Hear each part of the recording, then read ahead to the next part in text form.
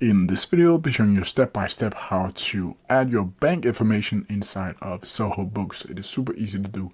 So the first thing you need to do is open up Zoho Books like you usually would and go into your organization after you're logged in. Then from here, you need to go over to the menu over here and click Banking.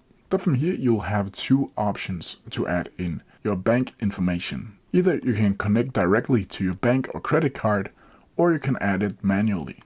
If you go to connect back a credit card, you'll get this page where you can select your specific bank that you're registered to, or you can go down here and connect with your PayPal. But if you want to add it manually, you need to click Add Manually.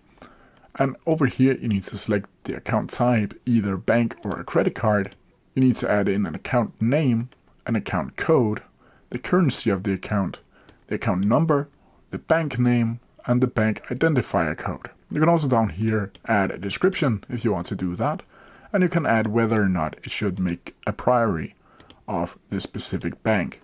Then from here you just need to click Save, and that's how you do it. If you have any questions about it, please leave them down in the comment section below, and I'll try my best to answer them as quickly as possible. See ya!